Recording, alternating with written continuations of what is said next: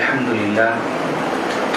لله رب العالمين والصلاة والسلام على سيد المرسلين وعلى آله وصحابه أجمعين ومن تبعهم بإحسان إلى يوم الدين أما بعد رب اشرح لي صدري ويسر لي أمري واحلل عقدة من لساني يفقهوا قولي ربي زدني علما.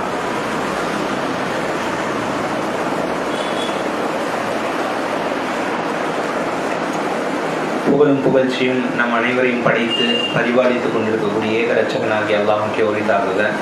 அல்லாஹ்வின் சாந்தியும் சமாதானமும் நம்முடைய உயிருக்கும் மேலான உத்தம தூதர் நபிகள் நாயகம் ஸல்லல்லாஹு அலைஹி வஸல்லம் அவர்கள் மீதும் அன்னவர்களை தொடர்ந்து வந்த அனைத்து நல்லடியார்கள் மீதும், குறிப்பாக பல வேலைகள் இருந்தாலும் அனைத்து வேலைகளையும் விட்டுவிட்டு அனைத்து பணிகளையும் விட்டுவிட்டு மார்க்கத்தை குறித்து அறிந்து கொள்ள வேண்டும் என்பதற்காக இங்கு ஒன்று கூடியிருக்கக்கூடிய நம் அனைவரின் மீதும் அல்லாஹ்வுடைய அருளும் கருணையும் என்றென்று மற்றாமல் நிலவட்டுமாக. நம்ம தொடர்ந்து பல வாரங்களாக திண்ணை தோழர்கள் என்று சொல்லப்படக்கூடிய சஹாபாக்களுடைய ஒரு கூட்டத்தை குறித்து நாம் பார்த்து வருகிறோம். போன வாரம் கேட்ட அதே கேள்விதான், திண்ணை தோழர்கள்னா யாரு?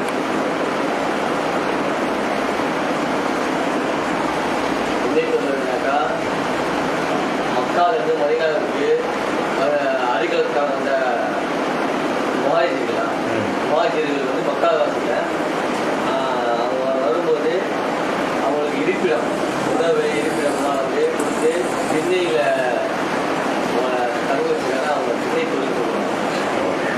இல்லை ஒன்று சேர்த்துங்க, என்ன சேர்க்கணும்னா அவர்களுக்கு அன்சாரிகள்லேருந்து எந்த தோழர்களும் கிடைக்கல. ஆமாம், அன்சாரிகள் யாரு?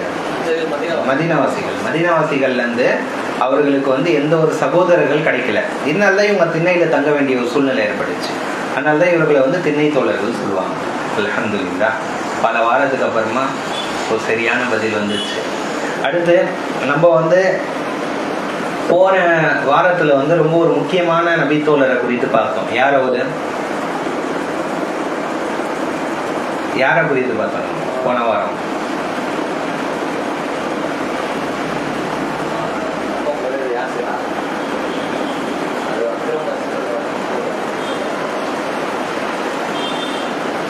எந்த நபி தோழர்? அவங்க அம்மா பேரு சுமையா, அப்பா பேரு யாசிர்.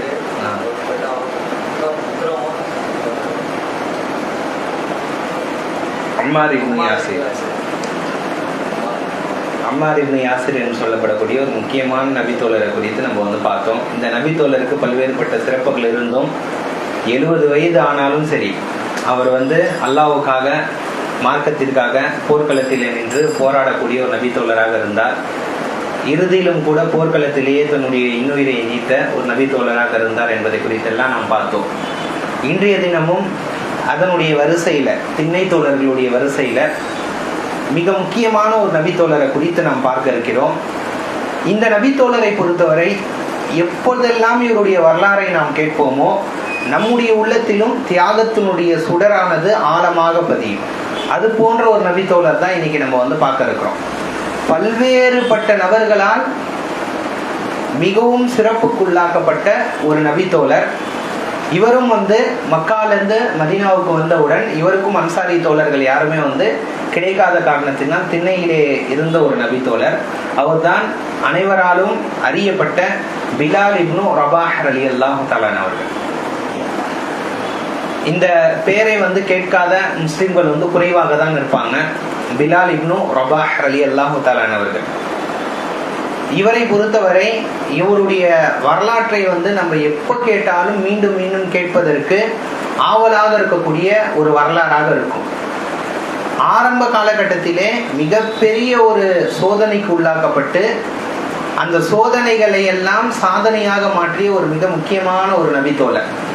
தன்னுடைய உறுதியின் காரணமாக தன்னை கொடுமைப்படுத்த வந்த அந்த குறைஷியர்களையே வென்றெடுத்தவர். அவங்களே ஒரு கட்டத்தில் என்னவானாங்க? நிராசையாக ஆகினார்கள். அப்படிப்பட்ட ஒரு மிக முக்கியமான நபித்தோழர் தான் பிலால் இப்னு ரபாஹ் ரலியல்லாஹு தஆலா அவர்கள். இன்னைக்கு நமக்கு இன்றைய காலகட்டத்தில் மார்க்கத்தை பின்பற்றுவதிலும் மார்க்கத்திலே உறுதியாக இருப்பதிலே நம்மளுக்கு என்ன இல்லை, ஒரு பிரியம் இல்லாம இருக்கு. ஒரு மன இச்சை, ஒரு சாதாரண ஒரு விஷயம், ஒரு செல்போன் வாங்கணும்னு மனசு தோணுது, காசு இல்லை, உடனே எதில் போய் வந்துடுறாங்க நம்ம ஆளுங்க, இஎம்ஐயில் வட்டியில் போய் வந்துடுறாங்க. ஹலால் ஹராம்ல அந்த இடத்துல பார்க்கறது இல்லை. மார்க்கம் சொல்லியிருக்கேன் நம்ம உறுதியாக இருக்கணுமே சொல்லிட்டு எந்த ஒரு இதுவுமே இல்லை, அது கூட தேவையா இருக்காது. அவர்கிட்ட ஏற்கனவே ஒரு செல்போன் தொலைபேசி இருக்கும், இருந்தாலும் என்ன பண்ணுவாங்க, மேலதிகமாக நான் வந்து வாங்கணும்னு சொல்லிட்டு ஒரு பெருமைக்காக போயிட்டு வாங்கணும்னு சொல்லிட்டு வட்டியில ஹராமான விஷயங்கள்ல விழக்கூடிய ஒரு காலகட்டத்தில் நாம் இருக்கிறோம். நாம் எல்லாருமே இன்றைய காலகட்டத்திலே அறிந்து கொள்ள வேண்டிய ஒரு மிக முக்கியமான வரலாறு தான் பிலால் இப்னு ரபாஹ் ரலியல்லாஹு தஆலா அவர்களுடைய வரலாறு. இவரை குறித்து உமர் ரலியல்லாஹு தஆலா அவர்கள் சொல்லும் போது அழகாக சொல்லி காட்டினாங்க, அபூ பக்கரின் சய்யிதுனா, அபூபக்கர் சித்திக் ரலியல்லாஹு தஆலா அவர்கள் யாரு, எங்களுடைய தலைவர், வஅதக சய்யிதனா, அப்படிப்பட்ட ஒரு தலைவர் மற்றொரு தலைவரை உரிமை விட்டார், அவர்தான் பிலால் என்பதாக சொல்லி காட்டினார். உமர் ரலியல்லாஹு தஆலா அவர்களே ஒருவரை தலைவர் என்று கொண்டாடினார்கள் சொன்னா அவர் எப்படிப்பட்ட ஒரு ஈமான் கொண்டவராக இருப்பார், அவர் எப்படிப்பட்ட ஒரு தியாகம் செய்தவராக இருப்பார் என்பதை நாம் புரிந்து கொள்ள வேண்டும். அப்படி என்ன அவங்க வந்து மிகப்பெரிய ஒரு தியாகத்தை மேற்கொண்டார்கள் பிலால் ரலியல்லாஹு தஆலா அவர்கள் என்று சொன்னால், பிலால் ரலியல்லாஹு தஆலா அவர்கள் ஹபஷா நாட்டை சார்ந்தவர்கள், கருப்பு இனத்தை சார்ந்தவர்களாக யார் இருந்தார், பிலால் ரலியல்லாஹு தஆலா அவர்கள் இருந்தார்கள். அவங்களுடைய தாயினுடைய பெயர் ஹமாமா, தந்தையினுடைய பெயர் ரபாஹ். குடும்பமே மக்காவிலே அடிமையாக இருந்த ஒரு குடும்பம். உமையா இப்னு ஹலஃபனுடைய குடும்பத்தார்களுக்கு அவங்களுடைய பிள்ளைகளுக்கு அடிமையாக இருந்த ஒரு குடும்பம் தான் யாரு, பிலால் ரலியல்லாஹு தஆலா அவருடைய குடும்பமாக இருந்தது. பிலால் ரலியல்லாஹு தஆலா அவர்கள் ஆரம்ப காலகட்டத்திலேயே இஸ்லாமிய மார்க்கத்தை ஏற்றுக்கொண்டார்கள். இப்னு மஸ்ஊத் ரலியல்லாஹு தஆலா அவர்கள் கூறுகிறார்கள், சபஅத்துன் ஃபில் இஸ்லாம், ஆரம்பத்திலே 7 நபர்கள் இஸ்லாமிய மார்க்கத்தில் இருந்தாங்க. நான் வப்னு மஸ்ஊத், நானு, அடுத்து அம்மார் ரலியல்லாஹு தஆலா அவர்கள், பிலால் ரலியல்லாஹு தஆலா அவர்களும் என்னவா இருந்தாங்க, இஸ்லாமிய மார்க்கத்தை ஏற்றுக்கொண்டிருந்தார்கள். இவர்கள் இஸ்லாமிய மார்க்கத்தை ஏற்றுக்கொண்டதுல ஒரு அதிசயம் இருக்கு. மற்றவர்கள் எல்லாமே இஸ்லாமிய மார்க்கத்தை ஏற்றுக்கொண்டாங்கன்னா மற்றவங்க யாருமே அடிமை இல்லை. அம்மார் ரலியல்லாஹு தஆலா அவர்கள், அவங்களுடைய தாயார், இவர்கள் யாருமே வந்து அடிமைகளாக, முற்றிலுமாக அடிமைகளாக இல்லாதவர்கள். ஆனா பிலால் ரலியல்லாஹு தஆலா அவர்கள் முழுக்க அடிமையாக இருந்து உமையா இப்னு ஹலஃபின் கீழே மிகப்பெரிய ஒரு மிக முக்கியமான அடிமையாக இருந்து இஸ்லாமிய மார்க்கத்தை ஏற்றுக்கொண்டவர். இதற்கு தனி தைரியமே வேணும். நான் சுதந்திரமா இருக்கேன், நான் ஒரு செயல் செய்யறேன்னு சொன்னா இதுல ஒரு பெரிய விஷயமே இல்லை. நான் ஒரு எஜமானுக்கு கீழே இருந்து அந்த எஜமானுக்கு பிடிக்காத ஒரு காரியத்தை நான் செய்யறேன்னு சொன்னா அதுக்கு தனி துணிச்சல் வேணும். அப்படிப்பட்ட துணிவு மிக்கவர் தான் யாராக இருந்தார், பிலால் ரலியல்லாஹு தஆலா அவர்களாக இருந்தார். இவர் ஆரம்ப காலகட்டத்திலே இஸ்லாமிய மார்க்கத்தை ஏற்றுக்கொண்டோனவே நாம் மேல் சொன்ன முன்னால் கூறிய அம்மார் இப்னு யாசிர் ரலியல்லாஹு தஆலா அவங்களுடைய சமகாலத்தவர். அவர்கள் எவ்வாறு இஸ்லாத்திற்காக கொடுமைப்படுத்தப்பட்டார்களோ அதே போன்றுதான் யாரும் கொடுமைப்படுத்தப்பட்டார். பிலால் ரலியல்லாஹு தஆலா அவர்களும் கொடுமைப்படுத்தப்பட்டார்கள். இதிலே இப்னு மஸ்ஊத் ரலியல்லாஹு தஆலா அவர்கள் ஒரு அறிவிப்பை கூறுகிறார்கள். ஆரம்ப காலகட்டத்திலே அனைவருமே என்ன பண்ணாங்க, இஸ்லாமிய மார்க்கத்தை ஏற்றுக்கொண்டவர்கள்ல கொடுமைப்படுத்தப்பட்டார்கள். இதிலே முஹம்மது ஸல்லல்லாஹு அலைஹி வஸல்லம் கான லஹு அஸ்ரத்துன், அவர்களுக்கு என்ன இருந்துச்சு, குடும்பம் இருந்தது. குடும்பம் யாரை தற்காத்தது, முஹம்மது ஸல்லல்லாஹு அலைஹி வஸல்லம் அவர்களை, அபூபக்கர் சித்திக் ரலியல்லாஹு தஆலா அவர்களை தற்காத்தார்கள். பல நபி தோழர்களுக்கு கோத்திரங்களிலிருந்து பாதுகாத்தார்கள். ஆனால் இல்லா பிலாலன், பிலால் ரலியல்லாஹு அவங்களுக்கு யாருமே இல்லை. அந்த சமயத்துல தாயும் இல்லை, தந்தையும் இல்லை, ஒரு அடிமையாக இருந்தார். இறுதி வரை இஸ்லாமிய மார்க்கத்தை விட்டு கொடுக்கவே இல்லை. நம்ம பார்த்த ஒரு கட்டத்துல அம்மார் இப்னு யாசிர் ரலியல்லாஹு தஆலா அவர்களால் கொடுமை தாங்க முடியாமல் ஒரு கட்டத்துல என்ன பண்ணிட்டாங்க, போன வரலாற்றுல என்ன பார்த்தோம், அம்மார் இப்னு யாசிர் ரலியல்லாஹு தஆலா அவர்களுக்கு கொடுமை ஏற்பட ஒரு கட்டத்தில் என்ன செய்தார்கள், நபி ஸல்லல்லாஹு அலைஹி வஸல்லம் அவங்களை ஏச சொன்னனவே கொடுமை தாங்க முடியாமல் நிர்பந்தத்தின் காரணமாக ஏசி விட்டார்கள். ஆனா பிலால் ரலியல்லாஹு தஆலா அவர்களை குறித்து இப்னு மஸ்ஊத் ரலியல்லாஹு தஆலா அவர்கள் கூறி காட்டுகிறார்கள், இல்லா பிலாலன், பிலால் ரலியல்லாஹு தஆலா அவர்கள் இருந்தார்கள், அவரை கொடுமைப்படுத்துவதிலே ஃபமல்லூஹு, குறைஷியர்களே சலித்து போய்விட்டார்கள். அபூஜஹல் வருவானாம், வந்து சொல்வானாம், குல் லாத் வல் உஸ்ஸா, லாத் உஸ்ஸா என்பதாக உன்னுடைய நாவிலே கூறு என்பதாக சொல்லுவாங்க. ஆனா பிலால் ரலியல்லாஹு தஆலா அவர்கள் அப்போதும் சொல்வார்கள், அஹதுன் அஹதுன், அல்லாஹ் ஒருவன் தான். அவருடைய அந்த கருநிற உடலை வந்து அப்படியே மணல்ல காசி அவருக்கு மேல ஒரு பாறையை போடுவார்கள். இந்த கொடுமை தாங்க முடியாம அவர்களே களைத்து போய்விடுவாங்க. எவ்வளவுதான் கொடுமை பண்ணாலும் இவருடைய உறுதி, மன உறுதி அதிகமாக இருந்துச்சு. ஏற்கனவே நம்ம சொன்னோமே முன்கூட்டியே, இஸ்லாமிய மார்க்கத்துல ரொம்ப உறுதியாக இருந்தார்கள். இறுதி கட்டத்திலே என்ன பண்றாங்கன்னு சொன்னா, இவர்களால் கொடுமைப்படுத்த முடியல. என்ன பண்ணாங்கன்னு சொன்னா, பிலால் ரலியல்லாஹு அவங்களை பிடித்து அங்கிருந்த சிறிய பிள்ளைகள் கிட்ட தந்தாங்க. சிறிய பிள்ளைகள் என்ன பண்ணாங்க, அவரை கயிறுல கட்டி மக்காவினுடைய எல்லா தெருக்களிலும் கொண்டு போய் சுத்தினார்கள். சுத்தக்கூடிய சமயத்துல அவங்களுடைய மேனியானது மண்ணிலும் கல்லிலும் குட்டுப்பட்டு அப்படியே அவங்களுடைய மேனியிலிருந்து ரத்தம் வழிந்து கொண்டே இருந்தது. இதான் பிலால் ரலியல்லாஹு தஆலா அவர்கள் செய்த மிகப்பெரிய ஒரு தியாகம். இறுதியாக அல்லாஹு தஆலா இவரை எவ்வாறு காப்பாற்றினான் என்று சொன்னால், ஒரு முறை அபூபக்கர் சித்திக் ரலியல்லாஹு தஆலா அவர்களை கடந்து செல்கிறார்கள். உமையா இப்னு ஹலஃப் ரலியல்லாஹு அவங்க பார்த்து, உமையா இப்னு ஹலஃப் என்ற அந்த நபர் வந்து பிலால் ரலியல்லாஹு தஆலா அவர்களை கொடுமைப்படுத்தி கொண்டிருக்கிறார். அந்த நேரத்தில் அபூபக்கர் சித்திக் ரலியல்லாஹு தஆலா அவர்கள் கடந்து செல்கிறார்கள். கடந்து செல்லக்கூடிய அந்த தருவாயிலே அபூபக்கர் சித்திக் ரலியல்லாஹு தஆலா அவர்கள் பல அடிமைகளை வந்து என்ன பண்ணாங்க, இவ்வாறெல்லாம் கொடுமைப்படுத்தப்பட்டவர்களை வாங்கி உரிமையிட்டார்கள். அதுல பிலால் ரலியல்லாஹு தஆலா அவர்களை பார்க்கிறார்கள். பார்த்து உமையா இப்னு ஹலஃப் அவங்க கிட்ட போய் கேட்கிறாங்க, நீ வந்து இவரை வந்து ஆனா ஆஹுது மின்க சபஅத்து ஊகியத்தின், இவரை நான் வந்து எவ்வளவுக்கு வாங்கி கொள்கிறேன், 7 ஊகியாவை கொடுத்து நான் வாங்கி கொள்கிறேன் என்பதாக சொல்றாங்க. உடனே உமையா இப்னு ஹலஃப் அவருக்கு வந்து விட்டுட்டான். வித்துட்டு உமையா இப்னு ஹலஃப் உமையா இப்னு ஹலஃப் அவன் கூறிய ஒரு வார்த்தை, அதுக்கு அபூபக்கர் சித்திக் ரலியல்லாஹு தஆலா அவர்கள் தந்த அந்த பதிலை நம்ம பார்க்கணும்.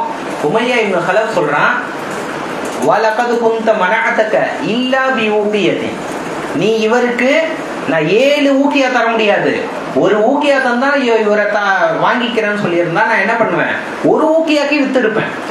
இவருக்கு என்ன இல்லை, அந்த அளவுக்கு வத்துலாம் இல்லை, ஒரு ஊக்கியா தந்தாலே நான் தண்டிருப்பேன். நீ 7 ஊக்கியா தந்து இவரை வாங்கிட்டாங்கன்னு சொன்னனவே அபூபக்கர் சித்திக் ரலியல்லாஹு தஆலா அவர்கள் கூறி காட்டினார்கள், இவர் யாரு தெரியுமா, வலகது குந்த அரது தபி மியத்து ஊக்கியத்தின் இல்லான அத்தைத்துக, நீ 100 ஊக்கியா கேட்டிருந்தாலும் இவருக்கு நான் தந்து இவரை விடுவிச்சிருப்பேன் என்பதாக கூறி காட்டினார்கள். அப்ப எந்த அளவுக்கு ஈமான் என்பது, இஸ்லாம் என்பது அவரை எந்த அளவுக்கு உயர்த்தி இருப்பாரு. இதான் இஸ்லாம் ஒரு மனிதனுக்கு தரக்கூடிய ஒரு கண்ணியம். அவர் சாதாரண அற்பமான ஒரு மனிதராக இருந்தாலும் அவர் மட்டும் ஈமானை ஏற்றுக்கொண்டால், இஸ்லாத்தை ஏற்றுக்கொண்டால், நிறம் அங்கு பார்க்கப்படாது, குலம் அங்கு பார்க்கப்படாது, பதவி அங்கு பார்க்கப்படாது. அவருடைய ஈமானுடைய உறுதியின் காரணமாக அல்லாஹ் தஆலாவிடத்திலே அவர் அந்த அளவுக்கு உயர்ந்தவராக மாறுவார். எந்த அளவுக்கு அபூபக்கர் சித்திக் ரலியல்லாஹு தஆலா அவர்கள் பதிலடி கொடுத்து அவரை வாங்கி வந்தார்கள். இறுதியாக வந்த பிலால் ரலியல்லாஹு தஆலா அவர்கள் இஸ்லாமிய மார்க்கத்தை கற்றார்கள். இஸ்லாமிய மார்க்கத்திலேயே வளர்ந்தார்கள். மதீனாவுக்கு ஹிஜ்ரத் செஞ்சு வராங்க பிலால் ரலியல்லாஹு தஆலா அவர்கள். அங்குதான் மதீனாவுக்கு வந்த உடனே அவர்களுக்கு முதலிலே எவ்வாறு தொழுகைக்காக அழைப்பது மக்களை அப்படின்னு சொல்லிட்டு ஒரு போட்டி வருது. அல்லதான் உமர் ரலியல்லாஹு தஆலா அவர்களுக்கு கனவு வருகிறது, மற்ற ஒரு நபித்தோழருக்கும் கனவு வருகிறது. அந்த கனவின் வாயிலாக இந்த அஸானுடைய வார்த்தைகள் எல்லாமே, வாக்கியங்கள் எல்லாமே கற்றுத்தரப்படுகிறது. முதலில் நபிகள் நாயகம் ஸல்லல்லாஹு அலைஹி வஸல்லம் அவர்கள் பிலால் ரலியல்லாஹு தஆலா அவர்களை அழைத்து தான் என்ன பண்ணாங்கன்னு சொன்னா அதான் கொடுக்க வைத்தாங்க. எவ்வளவு பேர் ஒரு பாக்கியம் பாருங்க. இஸ்லாமிய மார்க்கம் மதீனாவிலே இஸ்லாமிய மார்க்கம் வழங்கிய மிகப்பெரிய ஒரு பாக்கியம். எத்தனையோ மூத்த நபி தோழர்கள்லாம் இருக்கிறாங்க. ஆனா அவர்களை எல்லாம் விட்டு வேற்றுமை பார்க்காமல், நிறத்தை பார்க்காமல், நபிகள் நாயகம் ஸல்லல்லாஹு அலைஹி வஸல்லம் அவர்கள் சமூக நீதியை பார்த்து பிலால் ரலியல்லாஹு தஆலா அவர்களுக்கு அந்த மிகப்பெரிய ஒரு அந்தஸ்தை தந்தாங்க. பிலால் ரலியல்லாஹு தஆலா அவர்கள் தான் அவ்வளவு முஅஸ்ஸினின் ஃபில் இஸ்லாம், இஸ்லாமிய மார்க்கத்தினுடைய முதல் முஅஸ்ஸினாக இருந்தார். அதே போன்று போர்க்களங்கள், எல்லா போர்க்களங்களிலும் கலந்து கொண்டவர். பத்ரு போர்க்களத்தை உமையா இப்னு ஹலஃபை கொன்றவரும் பிலால் ரலியல்லாஹு தஆலா அவர்கள் தான். பல நபி தோழர்களும் பங்கேற்றுக் கொண்டார்கள். அதில் ஆக முக்கியமானவராக உமையா இப்னு ஹலஃபை கொன்றவர் பிலால் ரலியல்லாஹு தஆலா அவர்கள் இருந்தார்கள். இறுதியாக பிலால் ரலியல்லாஹு தஆலா அவருடைய வாழ்க்கையானது அவ்வாறாகவே பயணித்துக் கொண்டே இருக்கிறது. ஒரு கட்டத்திலே அல்லாஹு தஆலா பிலால் ரலியல்லாஹு தஆலா அவர்களை மிகப்பெரிய ஒரு கண்ணியத்தை தந்தான். எந்த கண்ணியம் சொன்னா, ஒரு முறை நபிகள் நாயகம் ஸல்லல்லாஹு அலைஹி வஸல்லம் அவர்கள் அழைக்கிறார்கள். அழைத்து கேட்கிறாங்க, இன்னி சமிஅது கஷ்கஷதக ஃபில் ஜன்னah, பிலாலே உன்னுடைய காலடி சத்தத்தை நான் சுவனத்திலே செவிமடுத்தேன் என்பதாக கேட்கிறான். நீ எந்த அமல் செஞ்ச? அர்ஜா அமலின் அமில்தஹு ஃபித் துன்யா, இந்த உலகத்திலே நீ செய்த நல்ல அமல்களிலே சிறந்த அமலை நீ சொல்லு. எந்த அமலின் காரணமாக அல்லாஹு தஆலா உன்னுடைய காலடியினுடைய ஓசையை சுவனத்திலே எனக்கு கேட்க வைத்தான் என்பதாக கேட்டாங்க. அதற்கு பிலால் ரலியல்லாஹு தஆலா அவர்கள் கூறி காட்டினார்கள், மாமின் சலாத்தின் ஃபின் நஹாரின் வலா லைலின், நான் இரவிலே எப்போ இருந்தாலும் சரி நான் என்ன பண்ணுவேன், 2 ரகாயத்துகள் தொழுவேன். அதே போன்று சொல்றார்கள் பிலால் ரலியல்லாஹு தஆலா அவர்கள், எப்போ ஒது முடிந்தாலும் நான் உடனேவே ஒது செய்யக்கூடியவனாக இருந்தேன். இதுதான் நான் செய்யக்கூடிய அமல். சின்ன அமல் தான், நம்ம எல்லாருமே அற்பமா கூட நினைக்கலாம் இந்த விஷயத்த. ஆனா பாருங்க, பிலால் ரலியல்லாஹு தஆலா அவர்களுக்கு இது சுவனத்தையே பெற்று தந்திருக்கிறது. காரணம் என்னன்னா, அவர் அல்லாஹ்வுக்காக செய்தார். அந்த இஹ்லாஸ் தொடர்ந்து செய்ததின் காரணமாக சுவனத்திற்கே செல்லக்கூடியவராக இருந்தார். இல்ல என்ன சுப செய்தி இருக்கு, சுவனவாதி என்ற ஒரு சுப செய்தி இருக்கு. நபி ஸல்லல்லாஹு அலைஹி வஸல்லம் அவர்கள் 10 நபர்களை ஒரே நபி மொழியிலே சுவனவாதி என்பதாக சொல்லுவாங்க. சில நபி தோழர்களை ஆங்காங்கே சொல்லியிருப்பார்கள். அதிலே ஒருவர் தான் யாரு, பிலால் இப்னு ரபாஹ் ரலியல்லாஹு தஆலா அவர்கள். அதை காட்டிலும் ஒரு மிகப்பெரிய ஒரு சிறப்பை அல்லாஹு தஆலா உலகத்திலே பிலால் ரலியல்லாஹு தஆலா அவர்களுக்கு வழங்கினார். அது எந்த இடம் என்று சொன்னால், மக்காவுடைய வெற்றி. மக்காவுடைய வெற்றியினுடைய சமயத்திலே நபிகள் நாயகம் ஸல்லல்லாஹு அலைஹி வஸல்லம் அவர்கள் மக்காவை வெற்றி கொண்டு விட்டார்கள். எல்லா மக்களுக்கும் மன்னிப்பை அறிவித்து விட்டார்கள். மன்னிப்பை அறிவித்து விட்டு நபிகள் நாயகம் ஸல்லல்லாஹு அலைஹி வஸல்லம் அவர்கள் இந்த மார்க்கமானது எப்படிப்பட்ட ஒரு மார்க்கம், எந்த அளவுக்கு சமத்துவத்தை போதிக்கக்கூடிய மார்க்கம், எந்த அளவுக்கு இந்த மார்க்கத்திலே ஈமானால் மட்டும்தான் உயர்வு என்பதை நபி ஸல்லல்லாஹு அலைஹி வஸல்லம் அவர்கள் நிரூபித்தார்கள் என்று சொன்னால், பிலால் ரலியல்லாஹு தஆலா அவர்களுக்கு நபி ஸல்லல்லாஹு அலைஹி வஸல்லம் அவர்கள் கட்டளையிட்டார்கள், யஅ்தலி யா பிலால் அலல் கஅபா ஃபஅதினுஹு, பிலாலே நீ என்ன பண்ணு, கஅபாவுக்கு மேலே ஏறுங்க, ஏறி பாங்கு கொடுங்கன்னு சொன்னாங்க.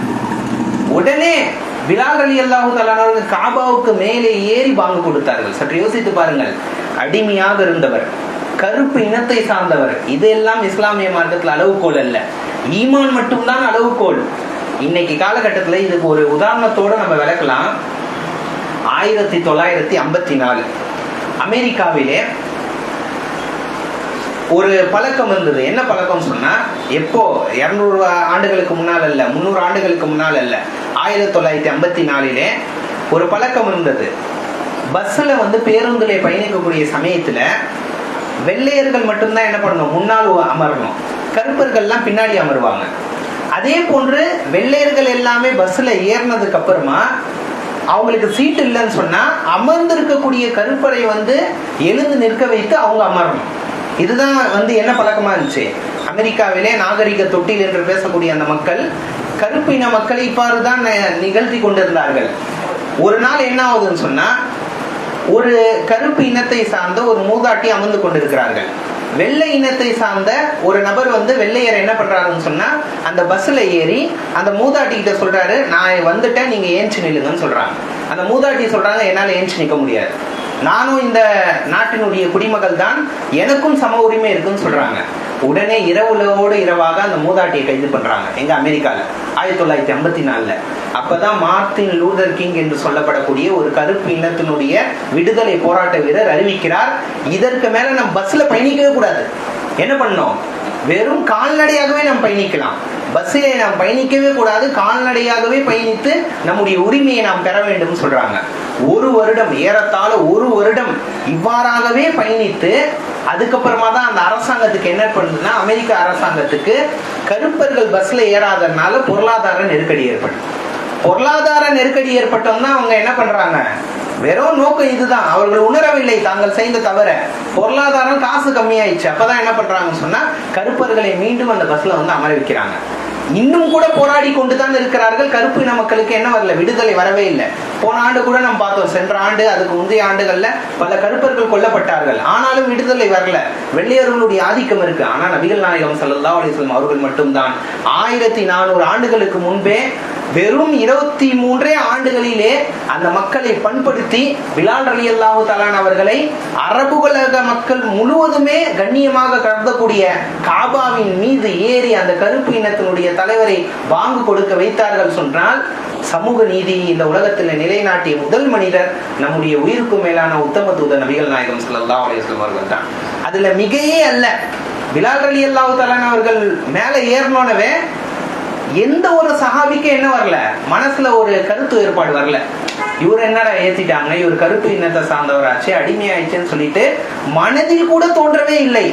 அந்த அளவுக்கு அவங்களுடைய மனதில் இருந்து மொழி வெறியை, இனவெறியை, நிறவெறியை வேறறுத்த ஒரே ஒரு வேறறுத்த ஒரே ஒரு தலைவர் இந்த உலகத்திலேயே நம்முடைய தலைவர் நபிகள் நாயகம் ஸல்லல்லாஹு அலைஹி வஸல்லம் அவர்கள் மட்டும்தான். அந்த அளவுக்கு அல்லாஹு தஆலா நபிகள் நாயகம் ஸல்லல்லாஹு அலைஹி வஸல்லம் அவர்களின் மூலமாக பிலால் ரலியல்லாஹு தஆலா அவர்களை அல்லாஹு தஆலா கண்ணியப்படுத்தினார்.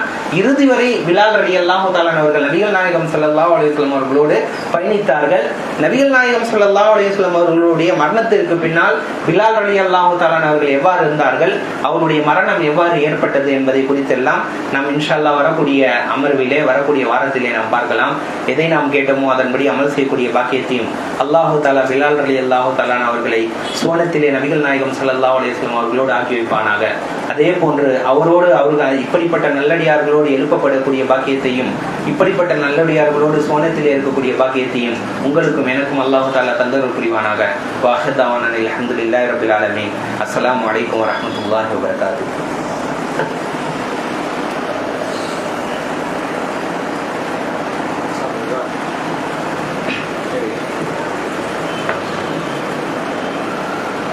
இந்த வாரம் வேணாம், அடுத்த வாரம் கேட்கலாம் சேர்த்து. பிலால் ரலியல்லாஹு தஆலா அவர்களுடைய தாயினுடைய பெயர் என்ன? ஹமாமா. யார் சொன்னாங்க? 2 நபருக்கு தாங்க. ஒன்று ஜுனைதுக்கு. இல்ல ஜுனைதுக்கும் பிரைஸ் இருக்கு. ஏன்னா ஜுனைத் தான் முதல் ஆளா வந்தது, அவருக்கும் பிரைஸ் இருக்கு.